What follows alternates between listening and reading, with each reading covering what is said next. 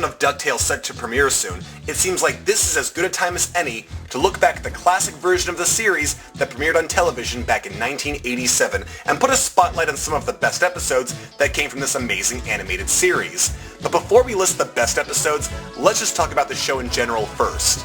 Now, I'll just be completely honest right now and say, it's going to be hard for me to be objective with reviewing this series. Why? Well, because this was the very first animated TV show and simply first animated thing I have any memory of watching. I watched this show with extreme dedication back when I was in pre-K and kindergarten and even kept checking out reruns every now and then all the way until I was in 5th grade. Yeah, the show was in syndication for about a decade. My love for this show is older than my dedication for any other television program or fantasy franchise out there. So nostalgia and childhood memories and opinions might be having a big impact on me as I look back at the series today. But with all that being said, as I rewatched some of the episodes from this series before making this review, I gotta admit, I think the show still truly stands as one of the greatest gems of children's animation history. Its characters are memorable, the stories are fun, the comedy is witty, the life lessons are subdued but still smart, and the series has a magical, timeless quality that makes it just as good for kids now as it was back in the 1980s. Now for the few that don't know about the show's premise, DuckTales focuses on wealthy billionaire Scrooge McDuck, who is now the primary guardian of Donald Duck's nephews, Huey, Dewey, and Louie, since Donald is in the Navy now. The series focuses on Scrooge and the boys going on all sorts of highly imaginative adventures, whether it be treasure hunting, solving a problem a recurring villain was causing, or just dealing with crazy issues that just naturally occurred around them, in stories where all manner of fantasy adventures can happen. And I mean it when I say all manner of fantasy adventures can happen here. This show featured every type of basic adventure story you can think of, from time travel to battling ghosts, to treasure hunting, to dealing with evil clones, to fighting against mummies, to crime mysteries, to, well, all sorts of fun adventure. And the one word that needs to be emphasized here is adventure, rather than action.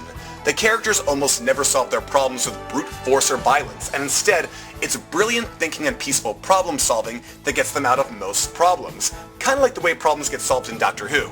Thus, DuckTales truly is a pre-K friendly show. There's no violence, no bad language, no hidden adult jokes, just good old-fashioned all-age friendly adventure. Now I'll admit, it is hard to get into the show if your first time watching it is as a teenager or an adult. The stories are pretty simplistic and straightforward, thus it's hard to call this the greatest animated show of all time. However, I think it's very easy to label this show as the animated show you must show the youngest members of your family. Why? Because DuckTales introduces very young children to nearly every corner of what makes fantasy so much fun. When I was young, DuckTales was the show that introduced me to time travel, space adventures, treasure hunting, superheroes, fighting evil spirits, and so many more elements that are commonplace in many types of fantasy.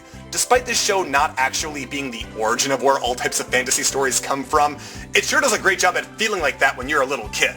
However, there still are a few things teenagers and adults can appreciate from the show when checking it out for the first time.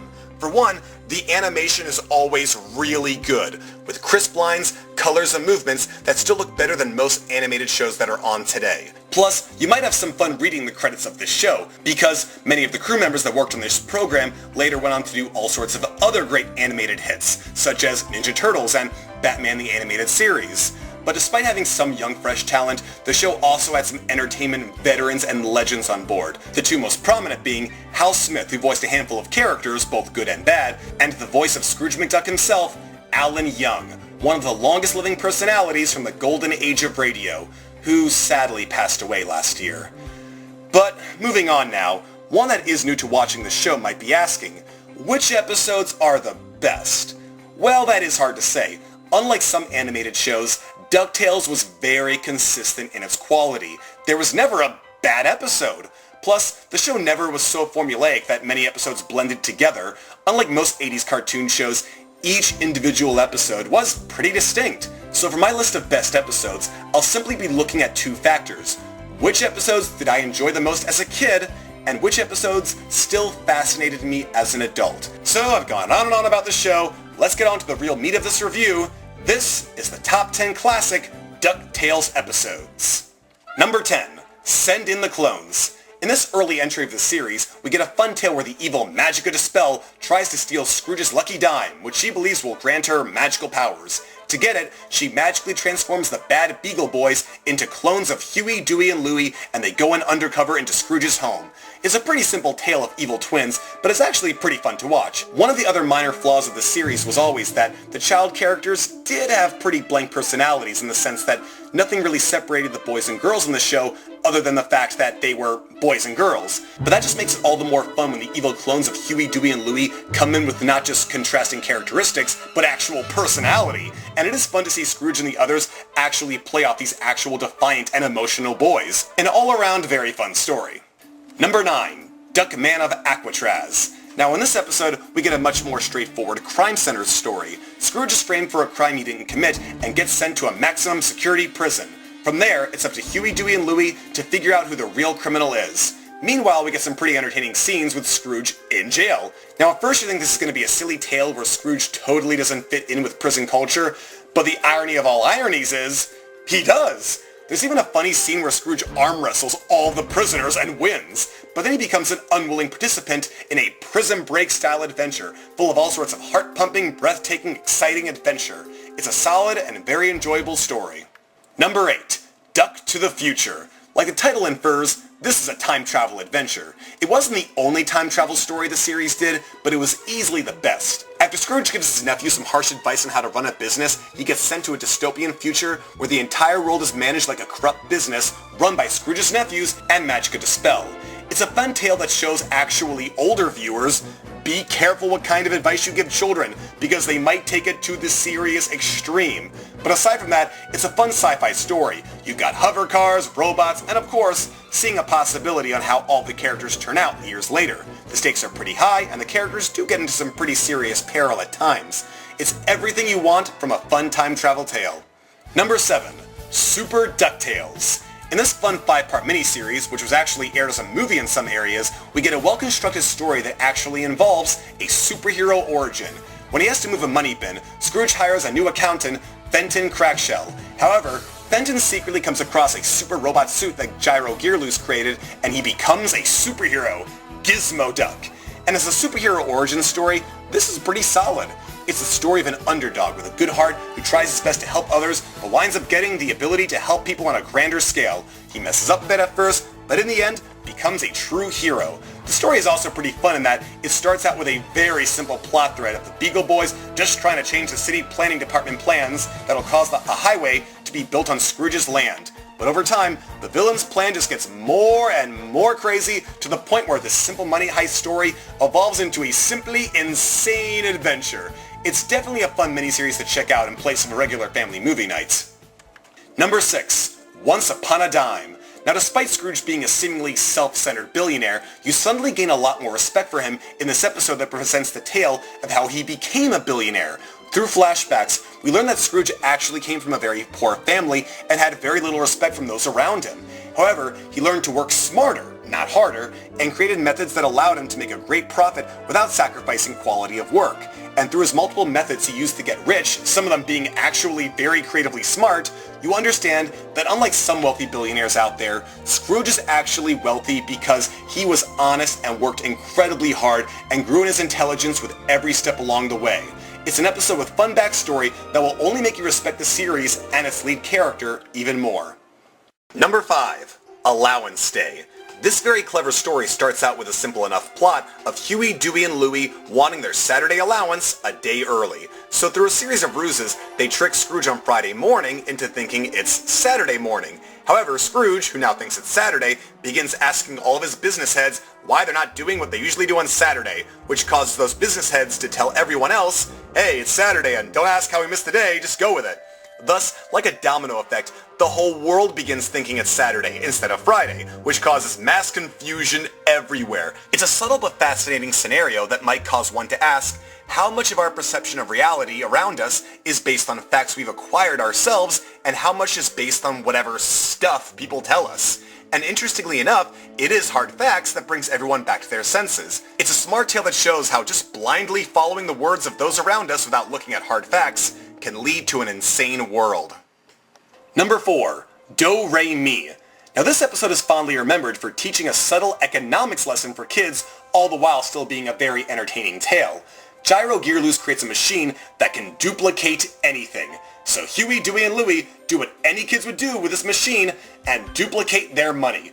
This seems innocent enough at first, but when Scrooge learns of the machine's existence, he explains, if there is more money in the world, it has less value. And because of a malfunction in the machine that causes the duplicated money to keep duplicating on its own, money is soon everywhere, and inflation goes through the roof in town, causing prices for everything everywhere to go sky high.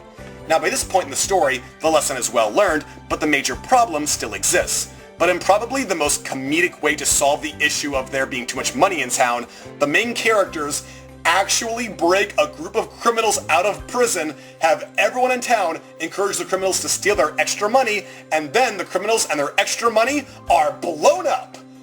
That is hysterical. It's a smart but incredibly amusing tale. Number 3, The Golden Goose.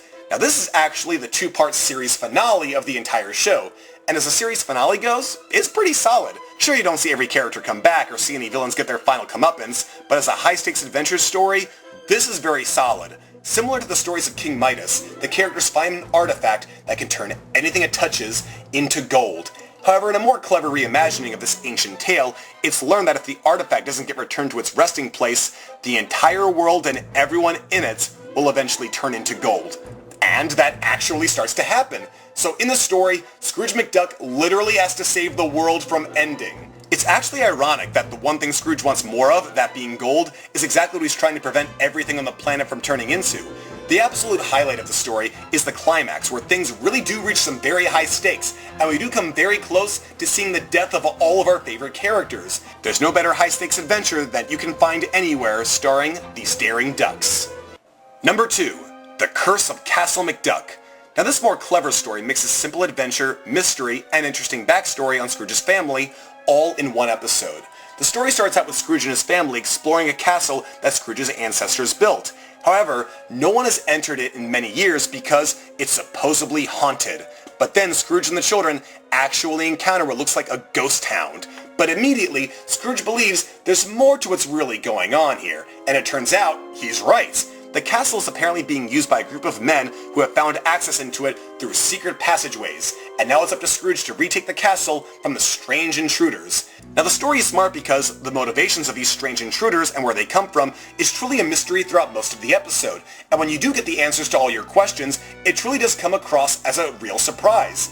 There is a reason why these strange men want to be in the castle. They do have a backstory, and without giving away too much, the situation isn't as black or white as some people might realize. It truly is best to watch the episode without knowing too much. It's a perfect example of what a good mystery and adventure story for kids can truly look like. Number 1, The Land of Tra-La-La. Now this by far is one of Ducktales' smartest episodes ever.